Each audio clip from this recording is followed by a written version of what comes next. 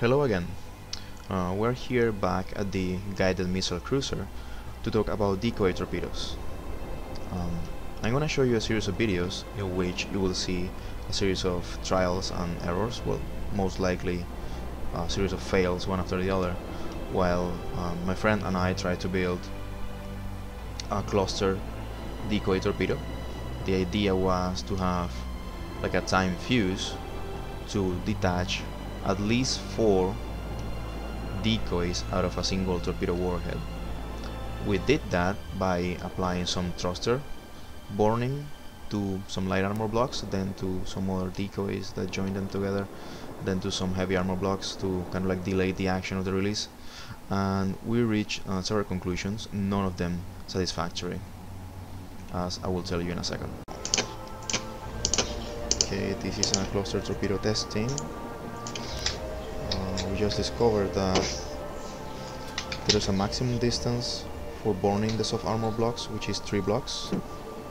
So that basically leaves us with a single ring of detachable decoys, which sometimes they don't detach fully. This one only detached 4 decoys. It kept 1 fully functioning, which is quite annoying. It doesn't really break off.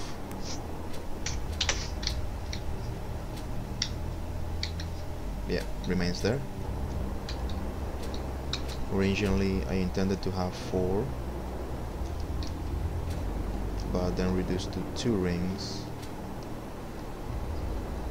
Now only 1 ring remains.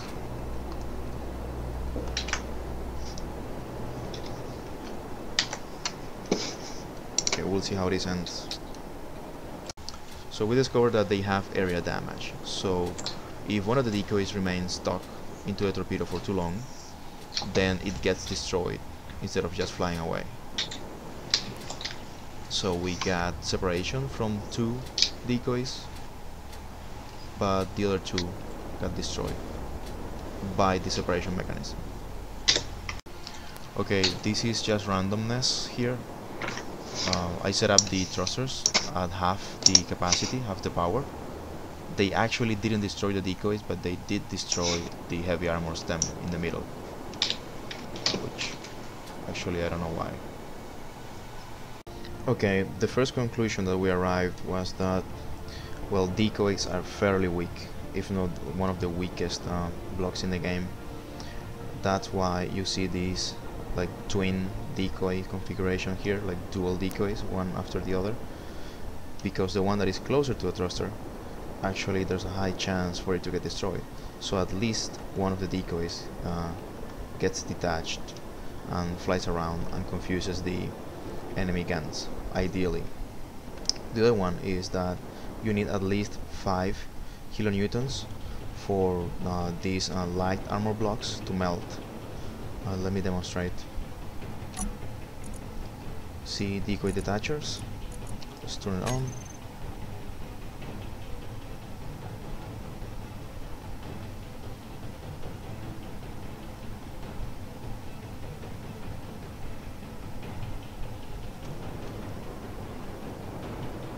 Well, as you can see, it's like over 20 seconds for all of them to detach, and that's quite a long distance to cover.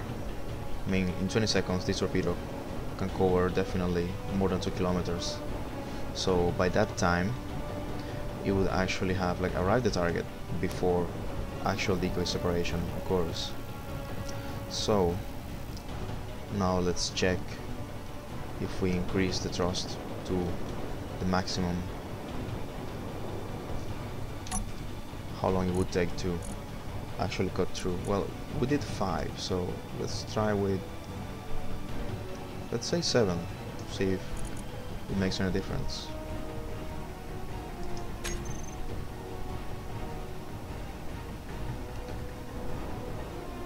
Okay, 8 to 9 seconds to detachment, and as you can see it consumed one of the decoys.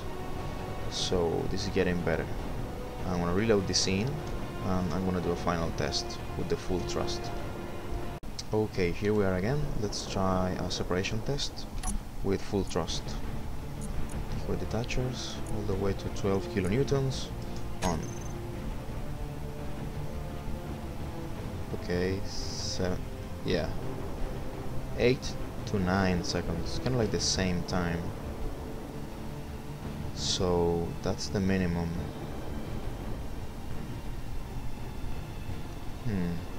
I know that these torpedoes reach top velocity in 20 seconds. They are not that fast. That's because when we designed them, they didn't need to be that fast.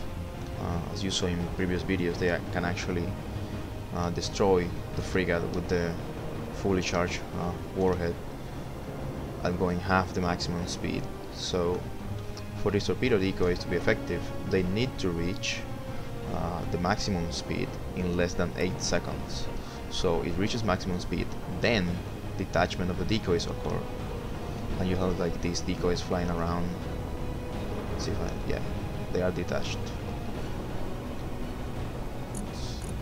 So you have them flying around to confuse the enemy. Oh, weird. Apparently bullets doesn't pull them, well, push them. Okay. So the idea was to create this kind of like cloud of decoys around the target, so it will get confused and actually target those decoys that are closer to it, and allowing your explosive torpedoes to move past. The main dilemma that we have right now is that needed? Somehow I'm thinking it's not needed, because that effect is actually achieved, as you saw in my previous video, like the torpedo attack sequence. That effect is achieved by this solid decoy torpedo. So having those other small decoys flying around actually doesn't make a difference in this case, unless if what you want is to just confuse the system and maybe sneak smaller squadrons of fighters to actually target, you know, delicate points or delicate mounts, weapons or systems in the enemy ship. In that situation, I would say, yeah, maybe flying decoys, having flying decoys around, it will work. But on the other hand, there's nothing, you know, to prevent you to install such decoys in the fighters and actually launching them from the fighters. So this torpedo wouldn't be that much needed. Still, it's a cool idea, and I would like to give it some more thought, see if I can get it to work the way I want to, having like a fused torpedo that actually detaches decoys after a set period of time. I'll keep you posted, so take care. Okay, I'm back. I decided to do something a bit silly. Well, you could say it's a bit lazy. I don't feel like chasing torpedoes around, especially because they tend to accelerate faster than your like EVA suit. So I'm just gonna like ride this one like in that movie, you know, Dr. Strangelove. Anyway, I'm gonna turn on this torpedo and I'm gonna see if it detaches in flight. If it detaches the decoys in flight, because in previous testing we were having problems actually having those decoys detaching. The torpedo actually reached the target frigate whole, and you had like the decoys crashing into the frigate, which is, well, it did help in distracting the defense turrets of the frigate, but that's not the idea. The idea is to have them flying around and have the defense turrets of the frigate actually targeting different decoys, so that gives you like more of an opportunity. Okay, I won't delay anymore and let's start it.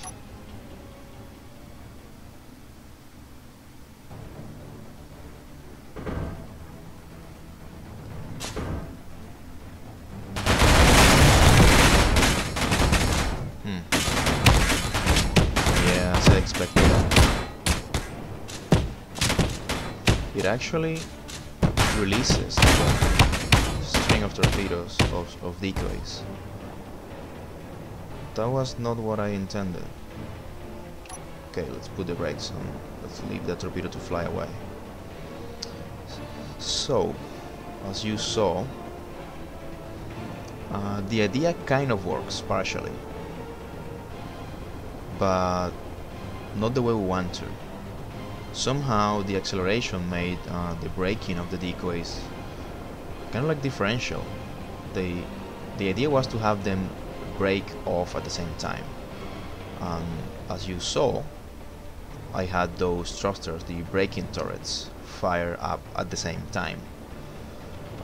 There should have been a reason for them to, you know, split off at different times, but I guess there's a random, like some randomness at least in the damage taken, which is understandable. It's kind of like a way to make it more realistic. So having the individual pieces or blocks not damage in the same way every single time, you know, depending on the conditions. If your ship is moving, or if you're, like, you know, turning or twisting, you might be able to deflect something. So it adds like this kind of like depth into the game. I get it, although right now it's being problematic for this device that we have been creating here. Also, my second idea about this system was to have like a staggered torpedo, a torpedo that actually breaks off, so it has like a penetrating tip that detaches from the main explosive body and then goes faster because it has less mass and is smaller, impacts first, creating this hole for then the explosive warhead to go through and explode inside. At least that was the concept. Now I'm not quite sure if we're gonna be able to pull that off, knowing that it might detach in different parts at different moments. It might even make the whole thing go corkscrewing and, you know, missing the target completely. So I'll leave it to you. I hope you have any interesting suggestions or comments. They would be appreciated. Take care.